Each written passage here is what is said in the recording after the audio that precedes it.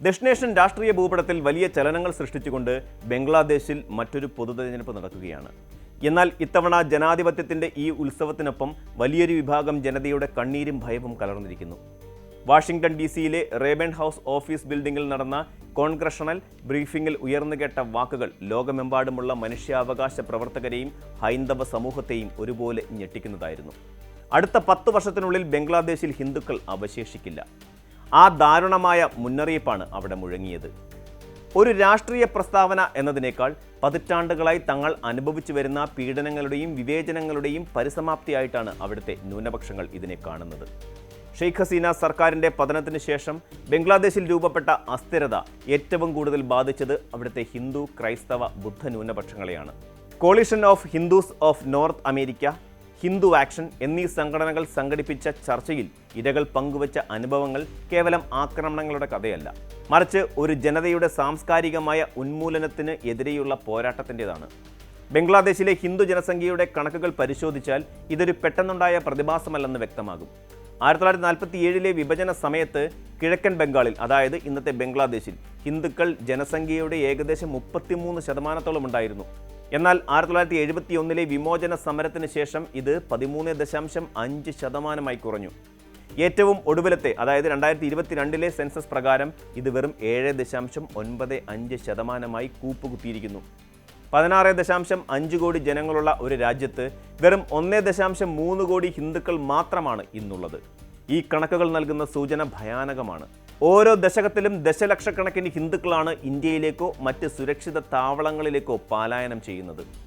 മതപരമായ പീഡനങ്ങൾ, നിർബന്ധിത മതപരിവർത്തനങ്ങൾ, ഭൂമി പിടിച്ചെടുക്കൽ എന്നിവയാണ് ഈ കുടിയേറ്റത്തിന് പിന്നിലെ പ്രധാന കാരണങ്ങൾ. ശ്രീറാം എന്ന് സ്വയം പരിചയപ്പെടുത്തിയ ഒരു ഇര വാഷിംഗ്ടണിൽ സാക്ഷ്യപ്പെടുത്തിയത് തൻ്റെ കുടുംബത്തിൻ്റെ ആശുപത്രി ഇസ്ലാമിസ്റ്റ് ഗ്രൂപ്പുകൾ കൈക്കലാക്കിയതും തങ്ങൾക്ക് നിർഭയമായി ആഘോഷങ്ങൾ നടത്താൻ സാധിക്കാത്ത അവസ്ഥയുമാണ്. 2024 ഓഗസ്റ്റിൽ ഷെയ്ഖ് ഹസീന അധികാരം ഒഴിഞ്ഞതിന് പിന്നാലെ ബംഗ്ലാദേശിൽ അരങ്ങേറിയത് സമാനതകളില്ലാത്ത ആക്രമണങ്ങളാണ്. അവാമി ലീഗ് സർക്കാരിന് ഹിന്ദു സമൂഹവുമായി ഉണ്ടായിരുന്ന രാഷ്ട്രീയ ബന്ധത്തെ മുൻനിർത്തി നടന്ന ആക്രമണങ്ങൾ രാഷ്ട്രീയമാണെന്ന് പലരും വാദിക്കുന്നുണ്ടെങ്കിലും അതിൽ വ്യക്തമായ മതപരമായ അധിനിവേശം പ്രകടമായിരുന്നു. വീടുകളും കച്ചവട സ്ഥാപനങ്ങളും ആരാധനാലയങ്ങളും തകർക്കപ്പെട്ടു. ആയിരക്കണക്കിന് ആളുകൾക്ക് പരിക്കേൽക്കുകയും നിരവധി പേർ കൊല്ലപ്പെടുകയും ചെയ്തു. ഇടക്കാല ഭരണകൂടത്തിൻ്റെ തലവൻ മുഹമ്മദ് യൂനുസിന് കീഴിലുള്ള ഭരണ സംവിധാനങ്ങൾ ന്യൂനപക്ഷങ്ങളെ സംരക്ഷിക്കുന്നതിൽ പരാജയപ്പെട്ടുവെന്നാണ് മനുഷ്യാവകാശ സംഘടനകൾ ആരോപിക്കുന്നത്. രാജ്യത്തെ പലയിടങ്ങളിലും പോലീസ് നോക്കി നിൽക്കെ തന്നെ ലെഞ്ചിങ് പോലെയുള്ള ക്രൂര കൃത്യങ്ങൾ നടന്നു.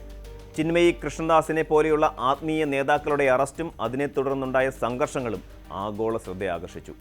ന്യൂനപക്ഷങ്ങളുടെ സംരക്ഷണം ഉറപ്പാക്കാൻ ഭരണഘടനയിൽ ഭേദഗതികൾ വേണമെന്ന ആവശ്യം ശക്തമാണെങ്കിലും ഇപ്പോഴത്തെ രാഷ്ട്രീയ സാഹചര്യത്തിൽ അതിനുള്ള സാധ്യതകൾ വളരെ വിരളമാണ്.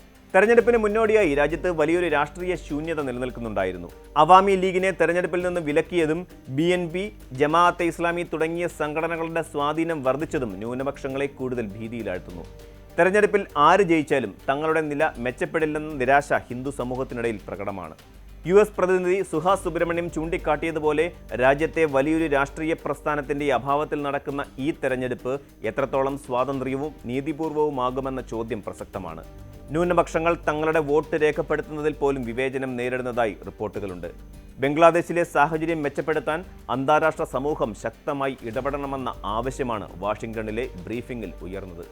ബംഗ്ലാദേശിനെ കൺട്രി ഓഫ് പർട്ടിക്കുലർ കൺസേണായി പ്രഖ്യാപിക്കണമെന്നും മനുഷ്യാവകാശ ലംഘനങ്ങൾ നടത്തുന്നവർക്കെതിരെ മാഗ്നറ്റിസ്കി ആക്ട് പ്രകാരം ഉപരോധം ഏർപ്പെടുത്തണമെന്നും ആവശ്യമുയർന്നു. ഒരു രാജ്യത്തിൻ്റെ ആഭ്യന്തര കാര്യമാണെന്ന് പറഞ്ഞ് ഇത്തരം പീഡനങ്ങളെ അവഗണിക്കുന്നത് വലിയൊരു മാനുഷിക ദുരന്തത്തിലേക്ക് വഴി തുറക്കും. ഭീകരതയ്ക്കും മതമൗലികവാദത്തിനുമെതിരെ പോരാടുന്ന ആഗോള സമൂഹത്തിന് ബംഗ്ലാദേശിലെ സംഭവ വികാസങ്ങൾ ഒരു മുന്നറിയിപ്പാണ്. സാംസ്കാരിക വൈവിധ്യങ്ങൾ ഇല്ലാതാക്കപ്പെടുന്നത് ഒരു സമൂഹത്തിൻ്റെ മാത്രം പ്രശ്നമല്ല, മറിച്ച് മാനവരാശിയുടെ തന്നെ നഷ്ടമാണ്. ഇത്രയേറെ കഷ്ടപ്പാടുകൾക്കിടയിലും തങ്ങളുടെ സംസ്കാരം നിലനിർത്താൻ ശ്രമിക്കുന്ന ഒരു വലിയ വിഭാഗം ജനത ബംഗ്ലാദേശിലുണ്ട്. അവർക്ക് നീതി ലഭിക്കണമെങ്കിൽ ശക്തമായ നിയമനിർമ്മാണവും കുറ്റവാളികൾക്ക് ശിക്ഷയുറപ്പാക്കുന്ന നീതിന്യായ വ്യവസ്ഥയും ഉണ്ടാകണം. ഇപ്പോൾ നടക്കുന്ന തെരഞ്ഞെടുപ്പ് വെറുമൊരു ഭരണമാറ്റത്തിനുള്ള വഴി മാത്രമല്ല, മറിച്ച് അവിടുത്തെ ഓരോ പൗരൻ്റെയും, പ്രത്യേകിച്ച് ന്യൂനപക്ഷങ്ങളുടെയും അവകാശങ്ങൾ സംരക്ഷിക്കപ്പെടുമോ എന്നതിൻ്റെ ലിറ്റ്മസ് ടെസ്റ്റ് കൂടിയാണ്. ലോകം ഉറ്റുനോക്കുന്നത് ബംഗ്ലാദേശിലേക്കാണ്. അവിടെയുള്ള ഹൈന്ദവ സമൂഹത്തിൻ്റെ ശബ്ദം ഇനിയും അടിച്ചമർത്തപ്പെട്ടാൽ അത് ചരിത്രത്തിൽ തന്നെ ഏറ്റവും വലിയ നിശബ്ദ വംശഹത്യകളിലൊന്നായി രേഖപ്പെടുത്തപ്പെട്ടേക്കാം. മതേതരത്വവും ജനാധിപത്യവും വെറും വാക്കുകളിൽ ഒതുങ്ങാതെ പ്രവൃത്തിയിൽ കൊണ്ടുവരേണ്ട സമയം അതിക്രമിച്ചിരിക്കുന്നു. കൂടുതൽ വാർത്തകൾക്ക് news 18 Keralam YouTube channel subscribe ചെയ്യുക.